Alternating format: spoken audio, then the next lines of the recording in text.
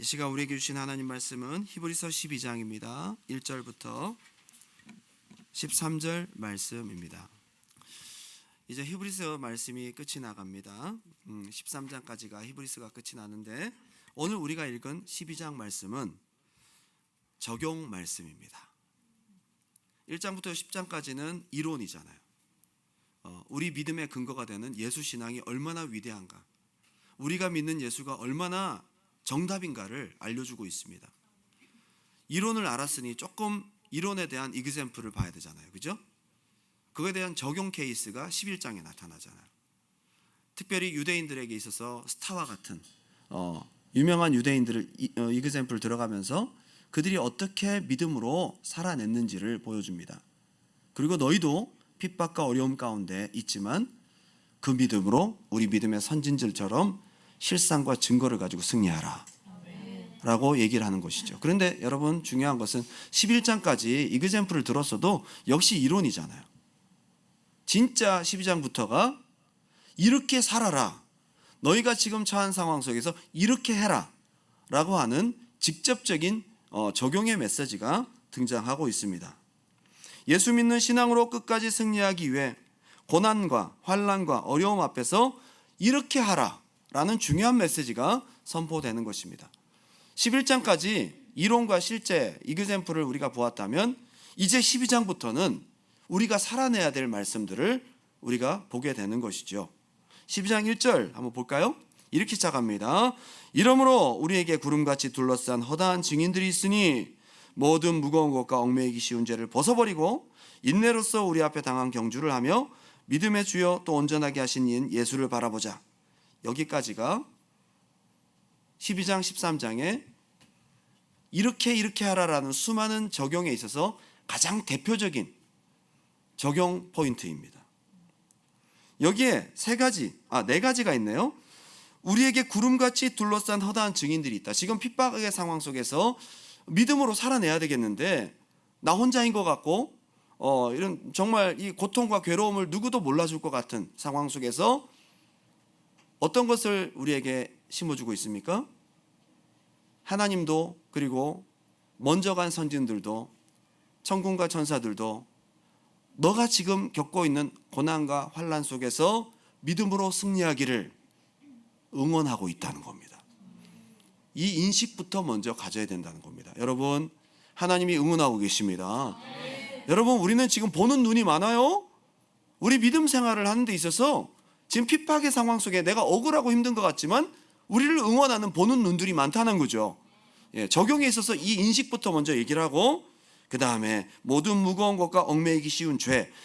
여러분, 히브리서에서 죄라는 것을 다룰 때는 배교하는 죄를 가장 중점적으로 우리가 생각하면 되겠습니다. 짐짓 죄를 범한 즉 다시 속지 않은 제사가 없고, 죄는 바로 예수를 버리는 죄를 말하는 겁니다. 예수 버릴 만한, 너희가 유대교로 돌아갈 만한 그런 죄를 지을 만한 그런 유혹거리, 사람, 환경, 상황, 이거 과감하게 다 버려버려라, 벗어버려라. 그죠? 지난 수요일에는 제가 깨끗하지 않은 이야기를 했습니다. 똥기저귀를 던져버리듯 정말 똥싼 바지를 벗어서 던져버리듯, 아무리 비싼 속옷이면 뭐예요?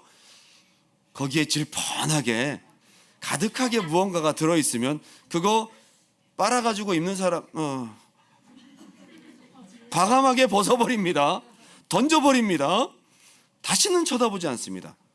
그것이 벗어버리다라는 아포티테미, 과감하게 이 벗은 더러운 것을 던지고 다시는 돌아보지 않는 그런 과감한 의미인 거죠.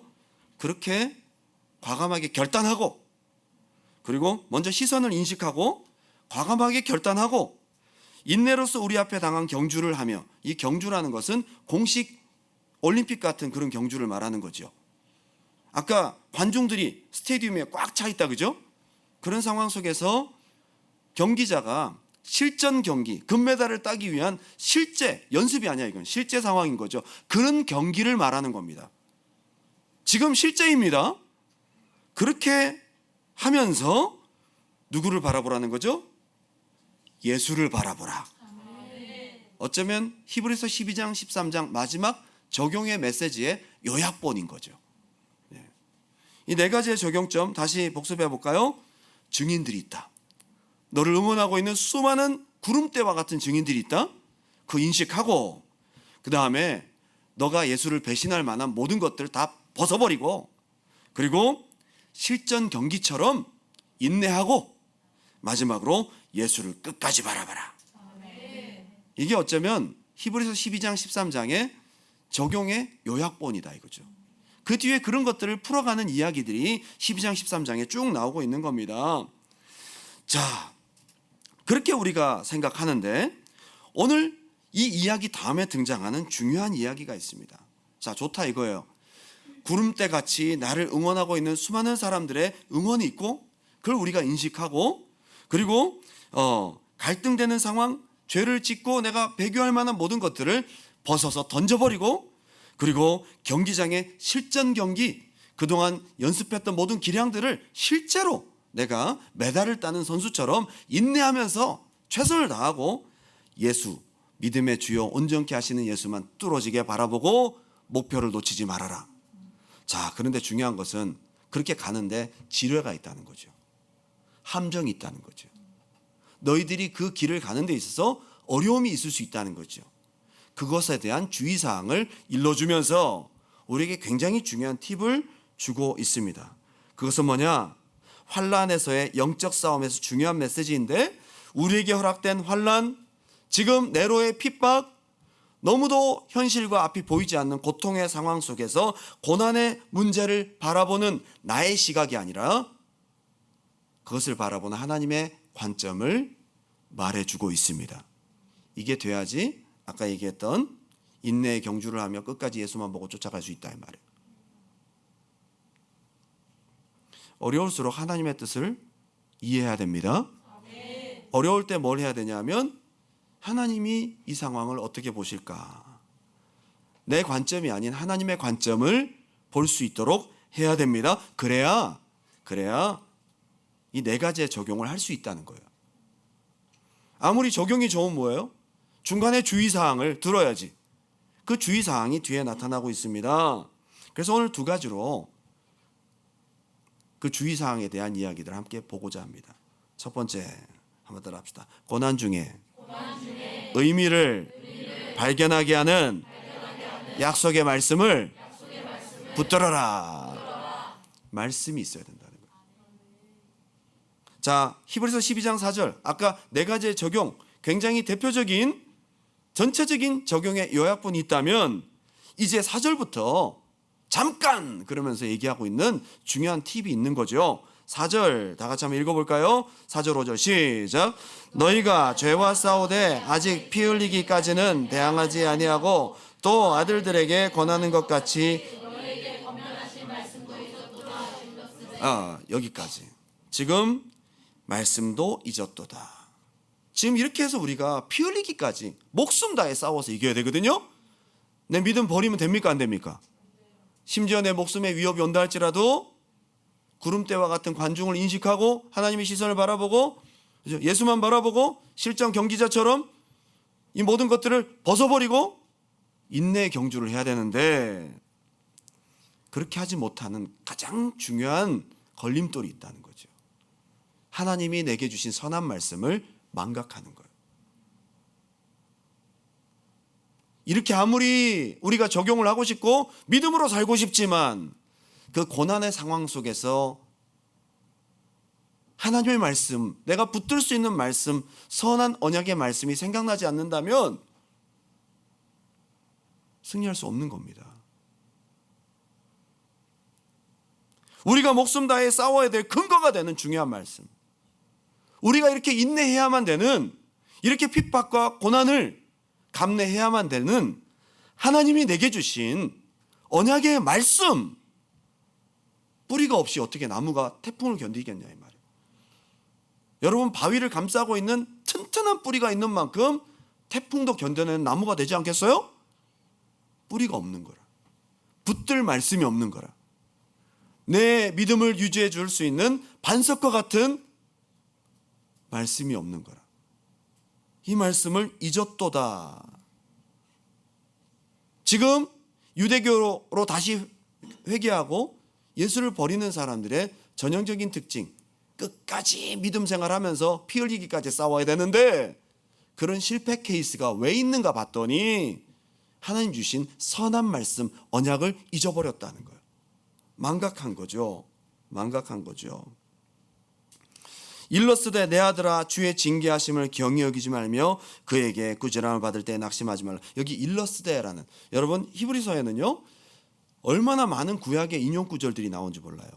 보통 어떤 글에 일러스되, 이게 지금 구약에 몇 장 몇 절 다 나옵니다. 엄청나게 많아요. 인용구가. 대표적으로 신명기 8장 5절 6절 여기 이렇게 나와요. 지금 이 말씀 일러스되 내 아들아 주의 징계하심을 경히 여기지 말고 그의 꾸리점을 바를 때에 낙심하지 말라. 그 인용구가 신명기 8장 5절 6절에 나옵니다.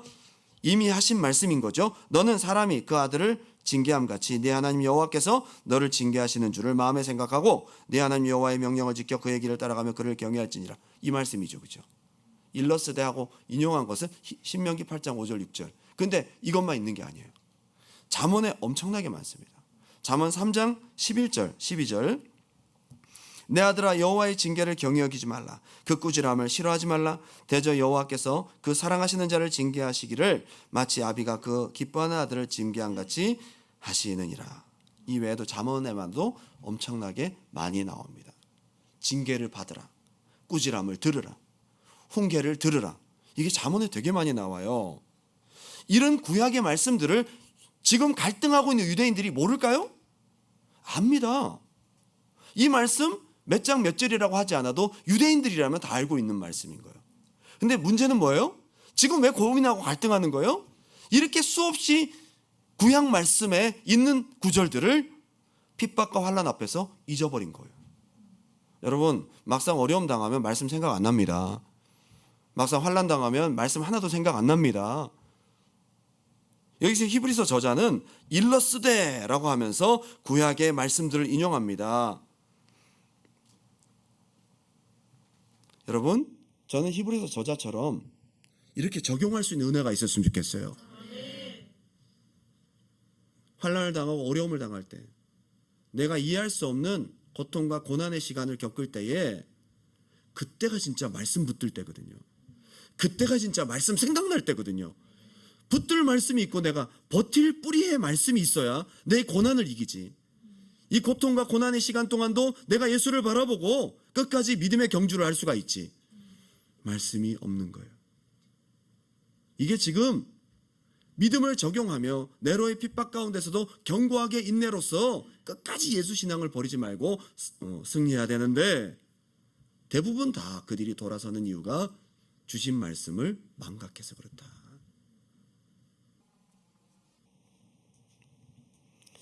이런 구약의 말씀들을 히브리서 저자는 기억했다가 지금 네로의 박해의 상황에 딱 적용합니다. 딱 적용합니다.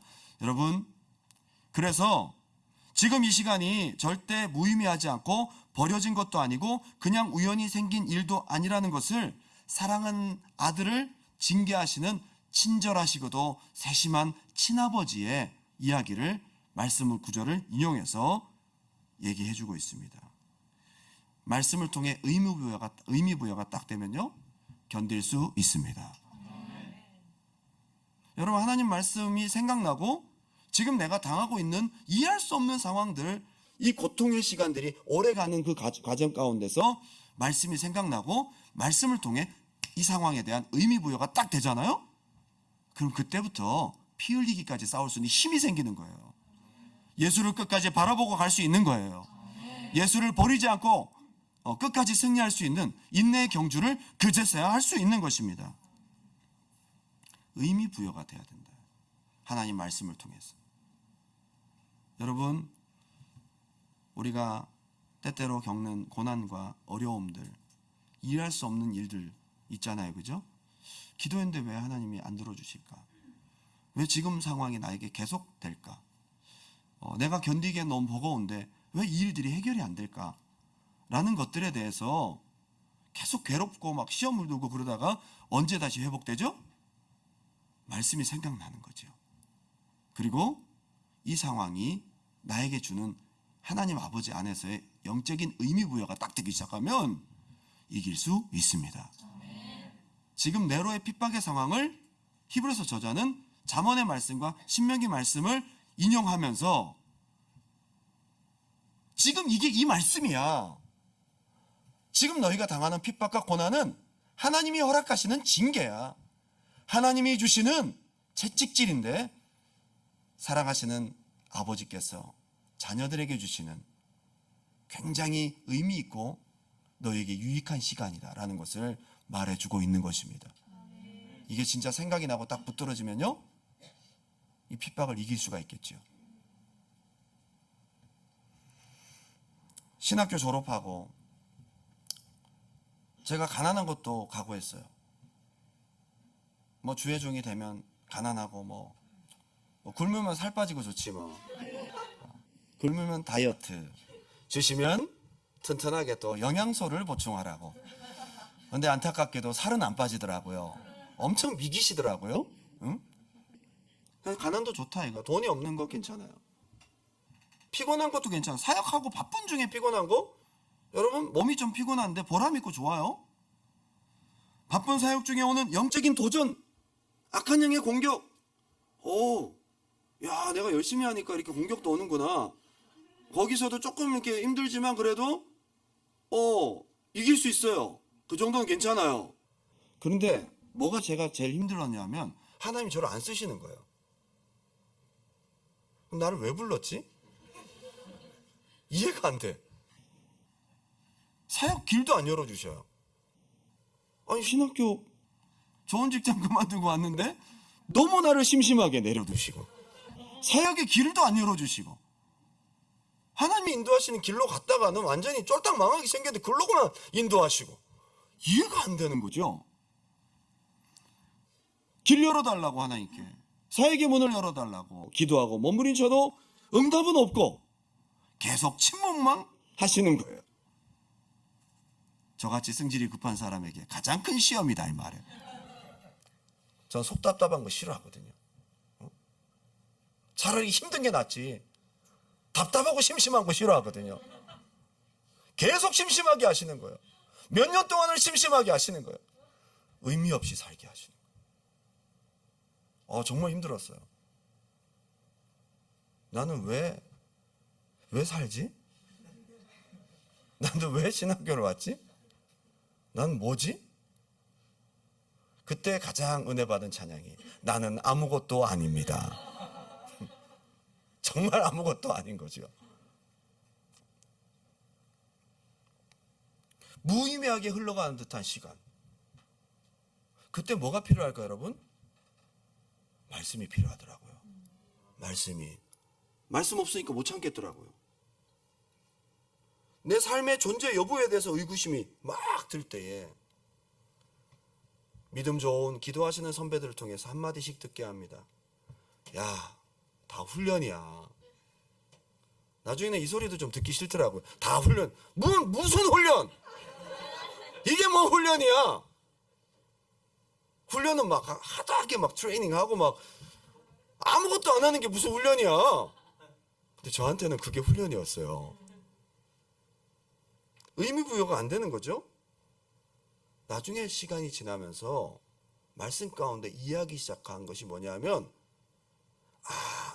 지나친 내 열정과 하나님보다 더 앞서가는 그 열정. 마치 주인과 산책을 하면 지가 주인을 끌고 가지도 못하면서 발발거리고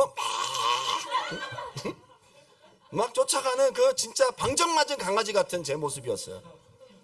주님은 원하지도 않는데 막 이것도 하고 저것도 막 일을 막 만들고 막 해서 막 좋아하고 이게 주를 위한 게 아니라 나를 위한 거더라고. 나를 위한 열정, 나를 위한 열심. 그거를 하나님이 몇 년 동안 죽이시는 거예요. 나중에 제가 얼마나 심심한 사람이 됐냐면 이래도 홍 저래도 홍. 제가 굉장히 행정적인 사람이거든요. 그때 망쳐버렸어. 저는 행정력이 굉장히 있는 사람이에요. 꼼꼼하게 완벽주의. 물어보세요. 예전에 저 그 큰 교회에서 제가 3가지를 했다니까요. 해외 선교 담당, 해외 선교 파트 하려면요, 선교사님들 다 관리해야 되고, 다 이메일 체크하고, 돈 다 관리하고, 그분은 단기 선교, 그 단기 선교 훈련도 시켰고요. 제가 단기 선교도 직접 갔어요. 그리고 중보기도학교 훈련도 시켰고요. 강사 다 섭외하고요. 다 막 그것도 하고요. 선교 페스티벌도 제가 다 하고요. 대학생 사역도 했습니다. 이상하죠, 제가. 그게 저는 정상이었어요. 아침에 새벽같이 나가서 밤 12시에 들어오고 그래도 지칠지 몰라. 그게 제 기질이었고 그게 맞는 스타일이온 거야, 이게. 응? 근데 하나님이 그 교회에서 나오게 하시면서 3년 동안을 완전히 심심하게 만들어. 목포에 할머니들만 있는 교회에 보내시더니. 와, 정말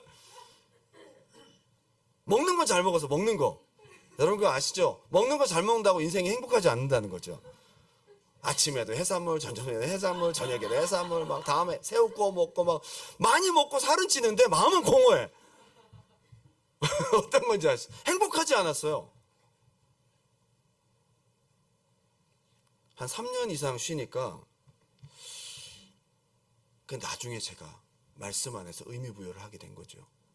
아, 썩어지고 죽어지고 버려져야 될 내 욕구, 내 열정, 내 사역에 대한 욕심, 이게 내 자아라는 것을 깨닫게 된 거죠. 하나님 그거 원하지 않거든요. 이게 사역의 본질이 아니거든요. 하나님에게 맞추는 시간이었던 거죠, 제가. 지금 당신이 처한 광야 같은 괴로움과 고난과 어려움이 있다면 이거 여러분들이 우연하게 버려진 시간도 아니고 낭비하는 시간도 아니고 그냥 의미 없이 보내는 고통의 시간이 아니고 하나님이 허락하신 시간이라는 거죠. 그 말씀을 붙드시기 바랍니다. 저도 처음에 몰랐어요. 제가 그대로 지금 사역해보세요. 여러분들 힘드실 거예요. 막 이거 만들고 저거 만들고 저거 만들고 막 지금 제가 이렇게 죽어졌는데도 불구하고 사역이 많잖아요. 이거 만들고 저거 안 한다고 막 여러분들에게 막 하라고 수련회 막 여름 수련회, 겨울 수련회, 봄 수련회, 가을 수련회 막 부흥회 막 서로 피곤하다, 그죠? 주님이 그거를 죽이는 시간들을 3년, 저의 인생에 가장 힘들고 무의미하게 느껴졌던 고난의 시간, 괴로움의 시간, 제게 있어서는 환난의 시간이었어요. 삶의 의미 자체가 없으니까. 그 시간이 말씀 안에서 딱 의미 부여가 되니까 너무너무 중요하고 너무너무 필요했던 하나님의 징계요, 하나님의 채찍이요, 훈련의 시간이었다, 이 말입니다. 지나보고 난 다음에 알게 돼요. 그런데 여러분, 가장 좋은 것은 그 환경 속에서 붙들 말씀이 있다면 더더욱 좋습니다. 지금 이 상황에 적용할 하나님의 말씀을 망각했다면, 오늘 여러분의 삶 가운데서 붙들 말씀을 망각했다면 그것이 원인데요, 예수를 바라보고 인내의 경주를 하지 못하는 원인이 된다는 겁니다. 그 말씀을 붙드는 여러분 되시기 바랍니다. 오늘 너무너무 중요한 말씀을 히브리서에서 우리에게 하고 있어요. 인내의 경주를 하고 예수 믿고 우리가 끝까지 승리하고 피 흘리기까지 싸워야 되는데, 중요한 것은 말씀이 없어. 의미 부여를 못하는 거죠. 안 그렇겠습니까? 그들이 당하는 핍박과 고난과 무의미한 죽음, 괴로움, 고통, 그 상황 속에서 우리는 왜 죽어야 되지? 왜 예수 믿는다고 이렇게까지 힘들어야 되지? 이 죽음이 무슨 의미가 있나? 이 고통과 괴로움이 왜 무슨 의미가 있나? 우리가 다 죽어버리면 어떻게 복음이 전파가 되나? 뭐 이런 생각도 했을 거고요.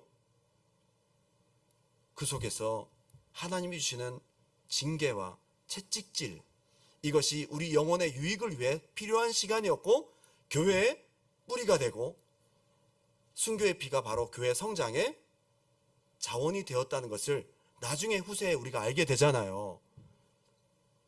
필요한 시간이었다는 겁니다. 한번 볼까요? 히브리서 12장 5절 제가 읽어드립니다. 또 아들들에게 권한 것 같이 너에게 권면하신 말씀도 잊었다. 말씀 잊어버렸어요. 일렀을 때 그 원인이 내 아들아 주의 징계하심을 한번 따라합시다. 경히 여기지 말며 낙심하지 말라.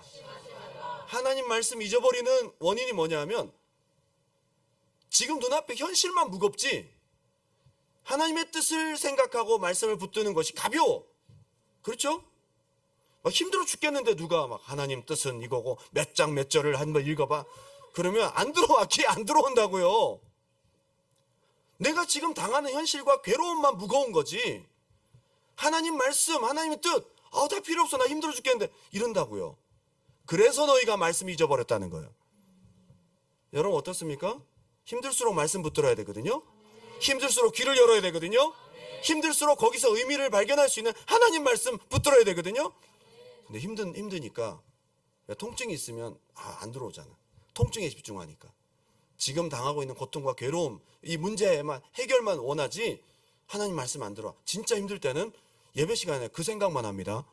예배 시간에 와서 한 주간 동안 힘들었던 문제, 내일부터 어떡하지? 그 생각만 하다가 졸고 있는 거야. 여러분, 졸음은 바로 생각 속에 빠져드는 겁니다. 그런 사람도 옆에 툭 치면요, 안 졸았다고 얘기를 합니다. 생각했다고 얘기를 합니다. 생각하면서 졸았다 이 말이야. 그 비디오로 찍어놔. 절대 설득이 안 됩니다. 증거를 보여줘야 돼. 응? 경히 여기는 거죠. 하나님의 뜻, 하나님 말씀, 지금 하나님 말씀 붙들어야 되는데 그게 가벼운 거죠. 왜냐하면 지금 환난과 지금 당하는 고통이 괴로우니까, 이게 너무 무거우니까 이게 가벼운 거죠. 여러분, 힘들수록 귀가 열려있기 바라요. 힘들수록 하나님 말씀이 무겁기 바라요. 이게 여러분 해결책이고 이게 우리의 생명이란 말입니다. 그리고 꾸지람 받을 때 낙심하지 말라. 낙심, 하나님 뜻을 살피지만 잘 모르겠고 왜 이렇게까지 하시는지 이해가 안 되고 시험이 딱 찾아오는 거예요. 그렇다고 할지라도 그걸 안 붙들어. 이게 힘드니까. 힘든 것 때문에 서운한 마음만 드는 거지. 아무리 하나님의 선한 뜻이 어떻고 훈련이, 제가 아까 얘기했죠. 제일 듣기 싫은 게 훈련이라는 얘기. 진짜 훈련을 빡세게 받고 있는 동안 훈련이 싫고 훈련이 괴롭고 할 때는, 그게 훈련이 할 때는 조용히 해! 라고 얘기했어요. 그래서 실망하고 시험 들고 낙심하고 침륜에 빠지는 겁니다. 환난과 고난에 꽂혀가지고 그걸 생각할 여유조차 없는 것이 문제입니다. 근데 왜 이렇게까지 하셔야 되는지, 왜 침묵하시는지 이해가 되지 않는 겁니다. 그래서 낙심이 되는 겁니다. 말씀이 붙들어지지 않는 거죠. 이럴수록 말씀 붙들어야 됩니다. 이럴수록 말씀이 키입니다. 이럴수록 말씀이 해결책입니다. 우리는 그 지식이 있어야 된다는 거예요. 그래서 말씀 잊어버리고 하나님의 선한 뜻을 붙들 수가 없다. 이 상황에 붙들 하나님 말씀 생각할 수 있기 바랍니다. 여러분, 지금 겪고 있는 영적인 싸움 속에서 우리의 유일한 무기는 하나님 말씀인 거예요. 여러분, 전신갑주 중에 전부 다 방어 기제인데 유일한 공격 기제는요, 말씀의 검. 이게 진짜. 그래서 지금 네로의 핍박을 받는 그 극한 상황 속에서도 해결책은 이 상황 속에서 하나님이 보시는 하나님의 생각, 하나님의 말씀이 근거가 된다면 이 모든 상황들이 말씀 안에서 재해석되기 시작하고 이 고난이 의미 있게 된다 이 말입니다. 약속의 말씀 때문에. 두 번째, 환난을 바라보시는 하나님 아버지의 관점을 이해해라. 첫 번째는 말씀 붙들라, 그죠? 두 번째는 환난을, 지금 내 시각이 있고 고통을 받고 있는 내 시각이 있고 이걸 바라보시는 하나님의 시각이 있잖아요. 그때 빨리 나의 시각에서 하나님의 시각으로 갈아타야 되거든요. 근데 그 하나님의 시각이 무엇이다라고 얘기해주고 있어요. 지금 오늘 이것이 여러분에게 답이 되길 바랍니다. 이게 바로 하나님 자신을 소개한 말씀입니다. 하나님이 이렇다라고 얘기를 하시면 그런 거예요. 느낌 붙들지 마십시오. 여러분 생각, 여러분의 감정 붙들지 마십시오. 말씀 붙드시기 바랍니다. 말씀에서 하나님이 이렇다라고 하면 하나님이 그런 겁니다. 자, 히브리서 12장 6절 다음 구절입니다. 하나님이 이 모든 네로의 핍박의 상황을 어떻게 바라보시는지에 대해서 얘기를 하고 있는 겁니다. 12장 6절 시작. 주께서 그 사랑하시는 자를 징계하시고 그가 받아들이시는 아들마다 했으니, 자, 지금 네로의 핍박을 어떤 관계로 설정하고 있어요? 자, 우리가 그 당시의 사람들로 생각해 보면 나는 버려졌다라고 생각하지 '핍박이 끝나야지. 근데 핍박이 계속되네. 사랑하는 믿음 좋은 집사님, 믿음 좋은 식구들이 다 잡혀 죽네? 하나님 어디 계셔? 나도 좀 있으면 죽네?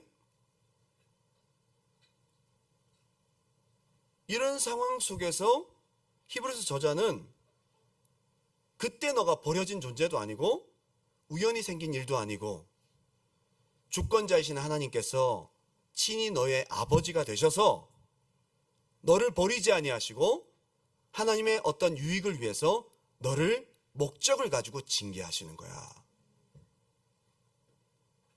라고 하나님의 관점을 말해주고 있는 거예요. 근데 이렇게 힘들 때는 이런 철든 생각 안 들거든. 버림받았다는 생각이 먼저 들죠. 하나님이 나를 내버려 뒀다는 생각이 들죠. 무의미한 시간이 아니고 버려진 시간도 아니고 하나님이 나를 방치한 시간도 아니고 하나님이 아주 주권적으로 우리의 친아버지와 사랑하는 아들과의 관계 속에서 의미 있게 훈육하시는 시간이다라고 얘기를 하는 거죠.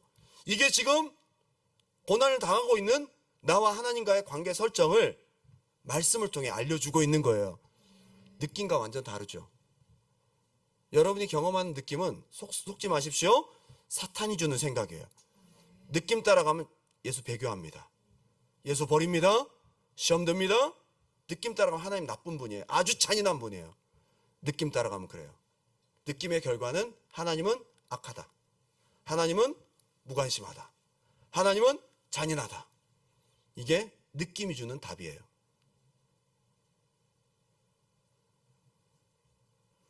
당시 유대인 크리스찬들이 당한 핍박과 환랑 속에서 아마 패배의식 같은 게 있었을 겁니다.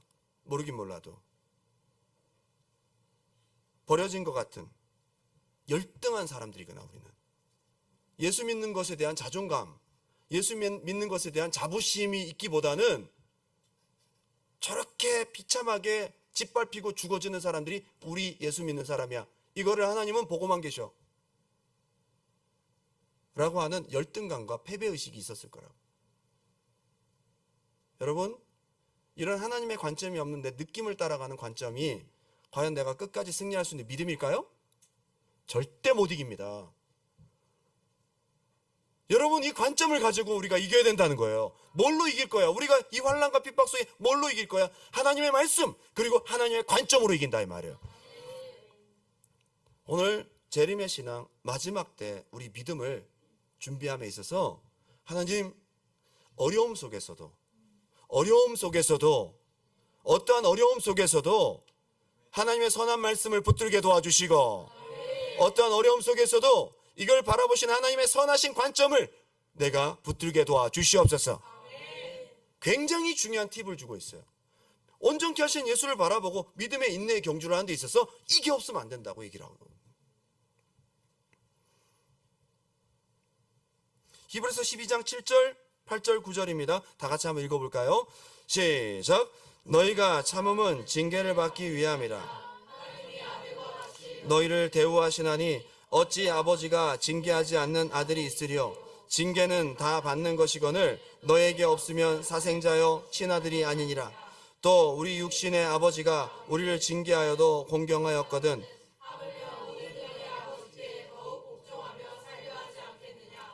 너희가 지금 징계를 당하고 핍박당하고 이렇게 죽임당하는 것은 영원한 부자이신 상속주이신 아버지께서 친아들인 상속자에게 목적을 가지고 하는 굉장히 의미 있는 징계고 훈련이다. 이게 진짜 가슴속에 믿어지고 이 하나님의 시각으로 이 상황을 볼 수 있다면 이길 수 있죠. 우리가 이 안경을 끼고 살아야 되는 거예요. 이 안경을 끼고. 히브리서 12장 10절. 그들은 잠시 자기의 뜻대로 우리를 징계하거나 육신의 아버지들, 그죠? 아버지들 보면 공부 열심히 해. 서울대학교 가. 의대에 못 들어가면 내 아들도 아니야.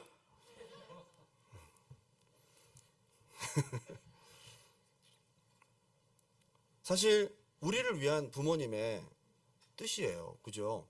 다 자식 잘 되라고 이렇게 하시는 거죠. 근데 육신의 아버지는 그래도 100%는 아닐 거야. 조금은 네가 어디를 가? 그래서 나 먹여 살려 임마. 내 명예를 위해서 그만큼 너에게 투자한 만큼 값을 해 라는 것에 대해서 말은 하지 않지만 육신의 아버지는 좀 있겠죠. 부모님도 솔직히 얘기하세요. 하나님은 100% 우리를 위해서. 하나님이 유익한 것, 너를 위해서. 지금 당하는 핍박, 고난, 환난 다 너 100% 너에게 유익을 주기 위해서다. 하나님이 너 버린 게 아니야. 친아버지가 너에게 영원한 면류관과 생명과 영원한 것을 상속하려고 100% 넣어주려고 핍박과 현실을 너에게 허락한 거야. 관점이 완전 다르죠. 그럼 순교는 기회야. 지금 내가 당하는 핍박은 상받을 기회라고. 이 관점이 있어야 장성한 믿음이 되는 거라고요. 그리고 10절 참여하게 하시느니라. 11절 무릇 징계가 당시에는 즐거워 보이지 않고 슬퍼 보이나 후에 그로 말미암아 연단받은 자들은 한번 따라합시다. 의와 평강의 열매를 맺느니라. 지금 당하는 핍박과 고난은 눈에 보이는 거야. 그죠? 막 진짜 살점이 떨어져 나가고 피가 튀고 막 진짜 모든 것들을 막 다 빼앗기고 수치스럽게 짓밟히는 그 눈에 보이는 거라고요. 근데 여기 하나님이 기대하시는 열매는 안 보이는 열매. 의와 평강의 열매가 어떻게 생겼어요? 사과처럼 생겼나? 수박처럼 생겼나? 의와 평강의 열매는 맛이 어떨까요? 새콤달콤한 맛일까요? 안 보이잖아요. 하나님이 기대하시는 열매는 안 보이니까 이 열매를 맺는 게 우리가 안 보이잖아요. 핍박을 당하는 중에 막 열매가 막 가슴 밖으로 이만큼 걷구나. 죽어야지. 뻥 터질 때까지. 이거 보이면 할 텐데 안 보이잖아. 내가 이렇게 무의미하게 보내는 시간 동안 열매는 자라가고 있는데, 열매는 점점 커져가고 있는데 내 눈에는 안 보이잖아. 근데 하나님은 보인단 말이에요. 그 보이지 않는 열매를 하나님 보고 계시기 때문에 이 열매를 맺게 하시려고. 이 하나님의 관점을, 하나님 제 눈에 하나님의 안경을 끼워 주시옵소서. 이제 이 안경을 끼고 세상을 봐야 되는데, 이게 크리스찬이고 이게 믿음인데, 믿음은요 시각이 바뀐 사람을 말하는 거예요. 믿음은 보이지 않는 것들의 증거라 그랬잖아요. 안 보이는 영적 세계가 보이는 사람이 믿음인 거라. 안 보이는 하나님의 관점이 보여지는 게 믿음이고요. 눈에 보이지 않는 의와 평강의 열매가 보이는 것이, 눈앞에 보이지는 환난보다 이게 더 보이는 것이 믿음의 눈이란 말입니다. 그러니까 처음 오면 믿음이 없는 사람들은 하나님이 안 보이니까 저 사람 왜 울지? 왜 손을 들고 저렇게 찬양해? 누구한테 저렇게 우는 거야? 이상하게 보잖아요. 예? 저는 어릴 때부터 교회를 다녀서 별로 이해가 안 가지만 그 사람들 입장에 들어가 보면 다 미친 사람들인 거야. 그죠? 그 사람들 입장에서 보면 다 이상한 사람들인 거야 아마. 초신자가 주일날 많이 오니까 너무 세게 기도하면 또 랄랄랄랄 막 기도하고, 그렇게 기도하면 안 그래도 우는 것도 마음에 안 드는데 막 그렇게 기도하면 더 이상하게 보이잖아. 하나님은 안 보이고 눈에 보이는 것만 보이는 사람이 불신자라고요. 맞죠? 그러면서 제가 간접 광고를 합니다. 우리가 믿음의 길, 좁은 길, 때론 핍박과 환난과 궁핍과 시험, 걸림돌이 있다 해도 주어진 믿음의 길을 끝까지 달려가는 데 있어서 중요한 적용이 뭐냐면 두 가지. 다시 복습합니다. 내게 주신 선한 약속의 말씀을 잊지 말고 붙들라. 붙들면 지금 그 말씀 속에서 이 모든 상황들의 의미가 부여된다 이 말입니다. 두 번째는 뭐예요? 이걸 허락하시고 주권적으로 우리의 유익을 위해서 이끄시는 하나님의 안경을 써라. 하나님의 관점을, 하나님 아버지의 선한 목적을 이해하라. 히브리서 12장 12절 다 같이 읽겠습니다. 13절까지 시작. 그러므로 피곤한 손과 연약한 무릎을 일으켜 세우고 너희 발을 위하여 곧은 길을 만들어 저는 다리로 하여금 어그러지지 않고 고침을 받게.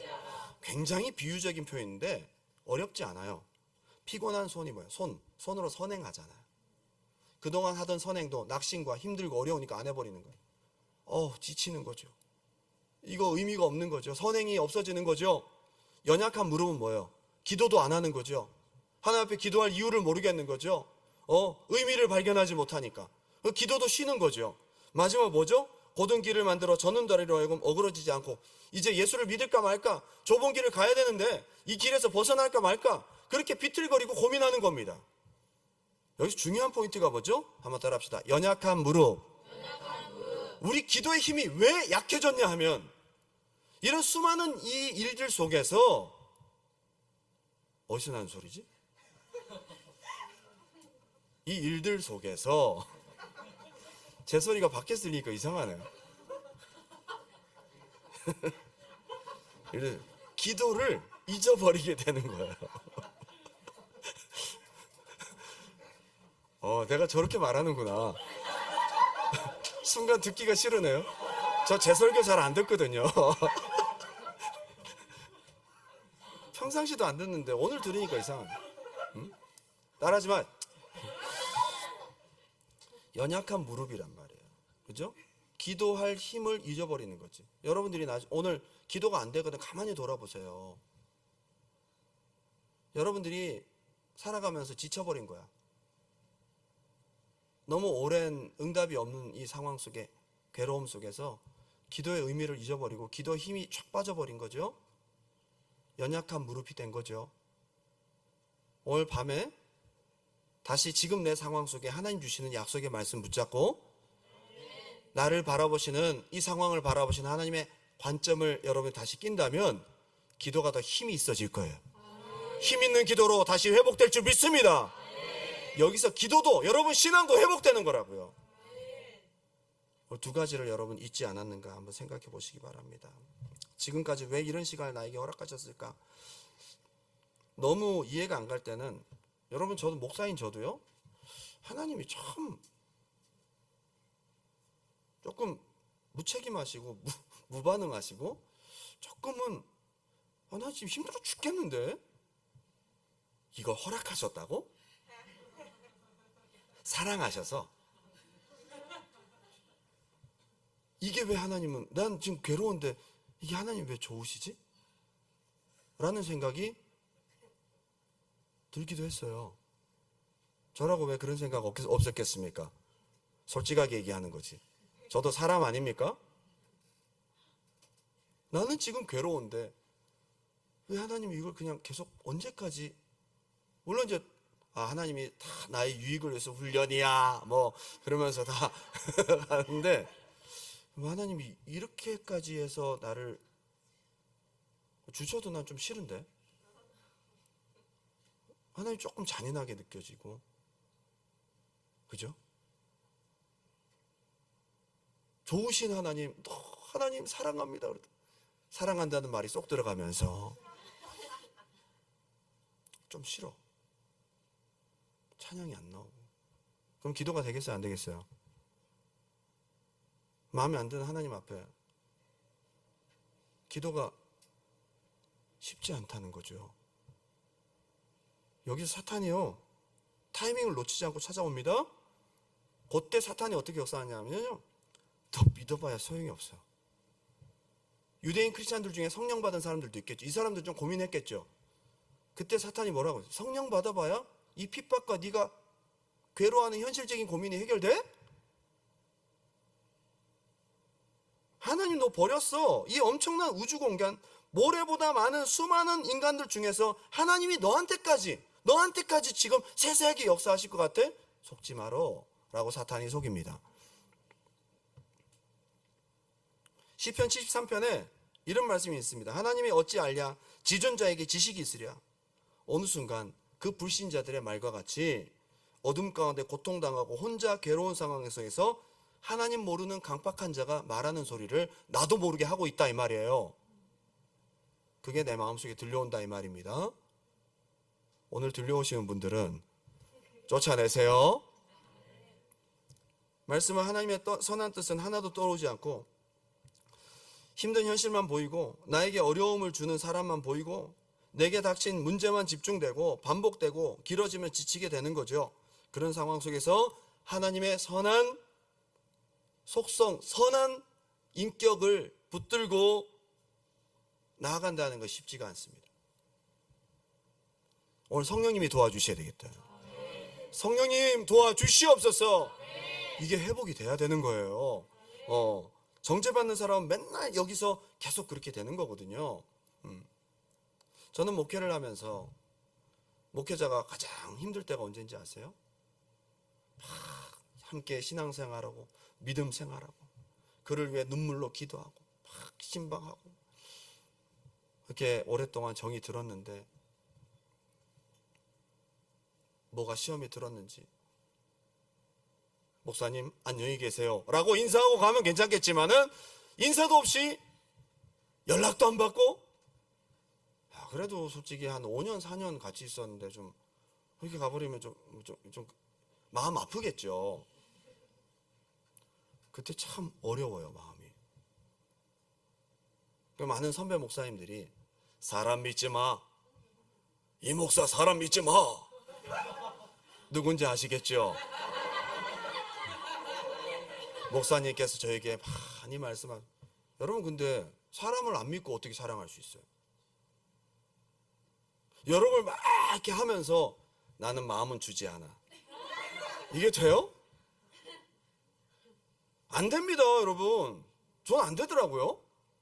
아니 사랑하고 사람들하고 믿게 되지 뭐. 저는 목사님처럼 그렇게 연륜이 없어서 그런지 사람 믿지 마. 네, 목사님 알겠습니다. 근데 잘 안 됩니다. 이 목사 믿지 마.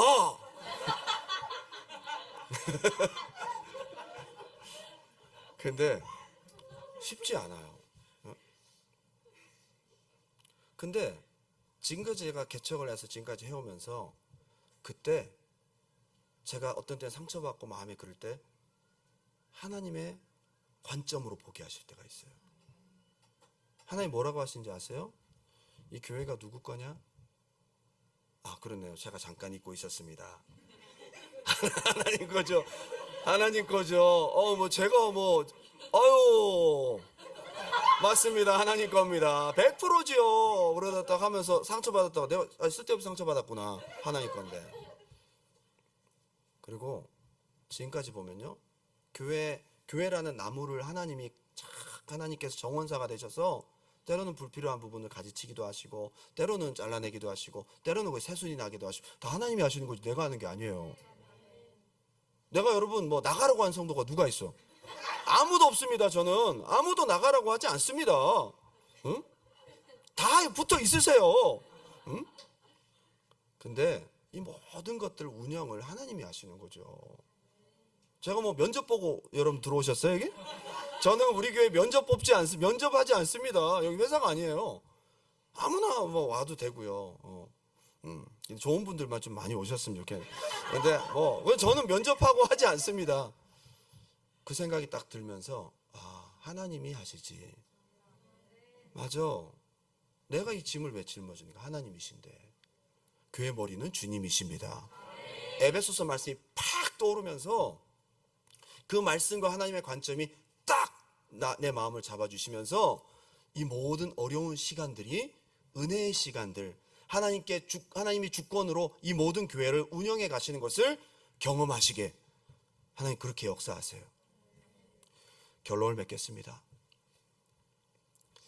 KBS 다큐멘터리 암이라는 알다 할 때 암, 그죠? 근데 두 가지 뜻이 있는 거 알죠?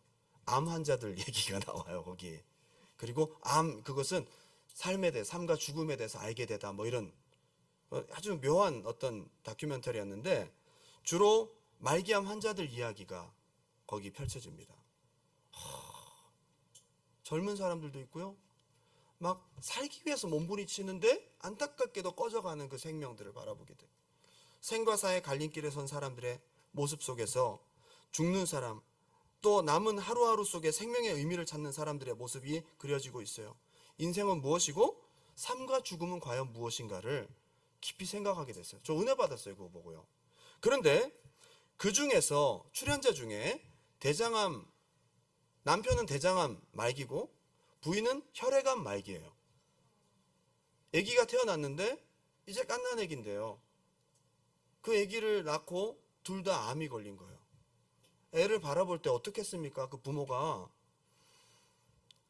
그 다큐에서도 크리스찬의 모습이 나타납니다. 그래서 교회에서 예배드리는 모습도 나오고 막 나타나요. 아, 저 사람 크리스찬이구나. 그분이 이관희 집사님이에요. 교회 오빠 주인공. 현대판 욥이라고 알려져 있죠. 부부가 다 암이고 부인은 치료를 받았지만 결국 남편은 이관희 집사님은 결국 대장암 재발로 죽음을 소천을 하게 됩니다. 이걸 보던 어머니가 스스로 목숨을 끊었어요. 이게 도대체 무슨 일입니까? 이 사람이 믿음이 없는 것도 아니에요. 정말 하나님 찾았어요. 좌절하지 않고 긍정적으로 하나님께 매달렸어요. 네, 하나님 어디 계신가요? 신앙이 없는 것도 아니고 얼마나 하나님을 신뢰했는데 왜 이런 일이 생겼을까요? 그 부부에게도 이런 영적인 싸움이 있었던 거죠. 교회 오빠라는 영화는 이관희 집사님이 대장암 두 번째로 재발할 무렵 그 다큐멘터리 끝나고 그 다큐멘터리 제작팀 중에 한 사람이 감독이 메가폰을 쥐고 이어서 그 뒷이야기를 하면서 이관희 집사님 돌아가시는 것까지 찍은 게 교회 오빠인 거예요. 처음에 자신들의 운명이 다른 사람들에 의해서 신앙에 누가 될까봐 촬영을 거부했대요. 믿는다고 하는 사람들이 이렇게 둘 다 죽고 그러면 이거 전도가 되겠나 했는데 그 감독이었던 이호경 감독이 부부의 생각을 존중해서 잠깐 내려놨다가 아니다. 이분이 안 믿는 사람이에요, 감독이. 불특정 다수에게 노출되는 방송이 아니라 직접 영화를 선택한 관객들만 볼 수 있는 영화라면 그게 좋아서 본 사람들이 아니겠나. 그래서 못다한 부부의 이야기를 좀 진정성 있게 전할 수 있을 것 같다 라고 해서 그 마지막 이야기를 한 것이 교회 오빠인 거예요. 다시 부부를 찾았고 이렇게 얘기를 했더니 촬영을 허락을 하게 돼서 교회 오빠가 이제 촬영되었습니다. 그런데 왜 이런 일이 허락되었을까? 교회 오빠 영화를 찍으면서 또 그 영화가 개봉된 이후에 그 이후에 하나님의 선한 뜻을 우리 모두가 발견하게 됩니다. 왜 그렇게 믿음 있는 사람, 왜 이렇게 아까운 젊은 사람, 그렇게 착하고 효자고 그렇게 하나님 앞에 기도했던 믿음의 사람이 왜 그렇게 비참하게 병고침 받았으면 얼마나 좋아요? 얼마나 기적적인 이야기예요? 그런데 그가 그렇게 하나님께 찾았음에도 불구하고 그의 생명은 꺼지고 말았을까? 그런데 그 영화가 개봉되고 난 이후에 하나님의 선한 뜻 열매가 발견됩니다. 이 영화를 찍는 중에 이호경 감독을 포함해 촬영팀 전부가 불신자였대요. 예수 안 믿는 사람이었어요. 교회 오빠라는 촬영이 안 믿는 분들을 통해서 찍혀진 거예요. 참 아이러니하죠, 그죠? 그런데 이관희 집사가 그 극심한 고통의 순간, 마지막 순간까지도 하나님의 선한 섭리를 붙잡고 끝까지 말씀을 붙잡고 그 믿음을 지키며 마지막 죽음을 맞이하는 담담한 모습을 보면서 보통 죽음과 고통 앞에서는 사람이 다 진실해지거든요. 이 사람 진짜다. 하나님 진짜 살아계시는구나. 그 진정성, 그 신앙 앞에 하나님이 진짜 계시는구나라는 강력한 여운을 줍니다. 그래서 그 감독을 포함해 촬영팀 사람들이 예수를 믿게 돼요. 하나님의 뜻은 나중에 보인다, 그죠? 여러분 지금 우리가 당하고 있는 일들, 많은 일들 속에서 우리가 하나님의 선한 뜻을 먼저 발견하면 좋겠지만 하나님은 여러분에게 선한 뜻을 생각하시고 열매를 생각하시며 그 뜻을 이루어 가신다는 것을 잊지 마십시오. 우리는 보이지 않지만 하나님은 보고 계시다 이 말이에요. 우리가 알아야 된다는 거예요. 뿐만 아니라 이 영화를 본 수많은 믿지 않는 사람들, 요즘 세속화된 교회의 모습으로 인해서 교회들이 얼마나 문매를 맞고 있습니까? 지금 여러분 30%가 교회를 떠났대요. 이 시대에 하나님께서 주시고자 하는 그 어떤 목회자도 말씀을 통해 주지 못했던 강력한 이게 신앙이다라는 것에 대해서 많은 믿지 않는 자들에게 엄청난 파장을 일으키는 메시지를 던졌어요. 의미 없는 죽음입니까? 절대 의미 없지 않습니다. 믿는 사람들에게는 성숙한 신앙이라는 것은 응답과 형통과 축복만이 아니라 고난과 환난 앞에서도 하나님의 선하심을 붙들고 하나님의 약속을 끝까지 붙들다가 웰빙이 아닌 웰다잉으로 마무리하는 것, 이것이 진짜 성숙한 신앙이구나 라는 것을 알려주었습니다. 저는 그 영화를 보면서 비랄교회에서 봤거든요. 너무너무 슬프기도 하지만 너무너무 부끄럽고 제가 엉엉 울었어요. 그 영화를 본 사람들이 전부 다 울었습니다. 많은 크리스찬들에게는 두 가지의 여운이 있었던 거죠. 내 신앙을 돌아봐야 되겠다. 하나님이 기뻐하시는 믿음은 무엇일까? 오늘 여러분, 이 말씀을 통해 수고와 슬픔이 가득하고 때로는 고난과 눌림이 있는 이 세상 속에서도 예수 신앙을 끝까지 붙들고 인내하면서 믿음의 선한 싸움을 피 흘리기까지 해서라도 승리하시길 바랍니다. 중요한 팁을 우리에게 알려주고 있습니다. 잃어버렸던 하나님의 선한 약속의 말씀, 당신에게 주신 약속 말씀 붙드시기 바랍니다. 긴 어려움 속에서도 나를 너무도 사랑하시고 하나님 친아버지께서 상속자이긴 나에게 사랑의 마음으로 훈련하셔서 하나님이 원하시는 열매를 맺게 하시는 하나님의 선하신 관점을 여러분들이 받아들이시고 오늘 피곤한 무릎을 일으켜 세우는 아름다운 믿음의 밤이 되길 바랍니다. 우리 마지막 찬양 올려드릴까요?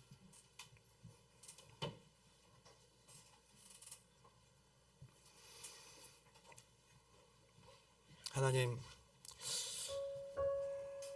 우리에게 약속의 말씀 다시 한번 붙들게 해주시고 예수를 바라볼 때에 선하신 하나님의 관점으로 다시 한번 나의 상황을 재해석할 수 있게 해주세요. 괴로울 때 주님의 얼굴 보라, 평화의 주님 바라보아라. 세상에서 시달린 친구들아, 위로의 주님 바라보아라.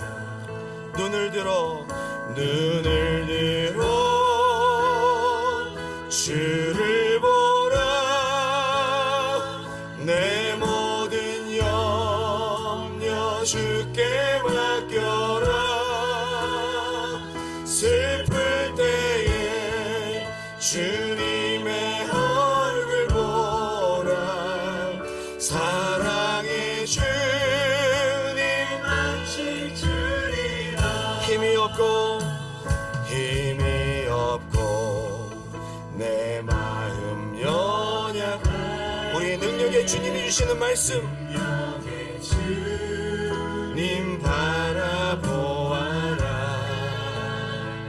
주의 이름 부르는 모든 자는 힘주시고 늘 지켜주시. 아멘. 눈을 들어 주를 보라, 내 모든 염려 주께 맡겨라. 슬플 때에 주님의 얼굴 보라, 사랑의 주님. 다시 한번 고백합니다. 눈을 들어 하나님, 지금 나의 현실이 아니라 나의 힘든 상황이 아니라 믿음의 주를 바라보게 하옵소서. 약속의 말씀 붙들게 하옵소서. 슬플 때에 주님의 얼굴 보라, 사랑의 주님. 마지막으로 고백합니다. 두 손 들고 눈을 들어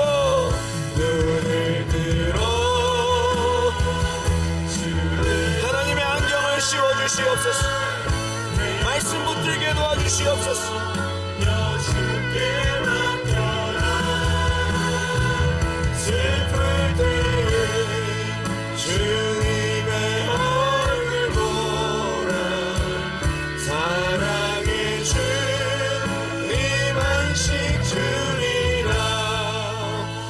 이 시간 간절한 마음으로 기도하겠습니다.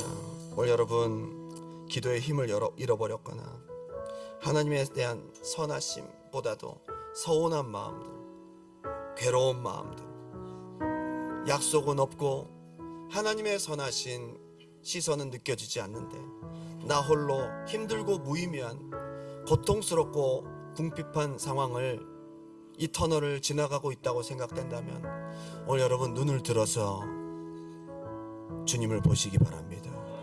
믿음의 주여 온전케 하시는 예수를 바라보자. 하나님, 내게 약속의 말씀을 다시 회복시켜 주시옵소서.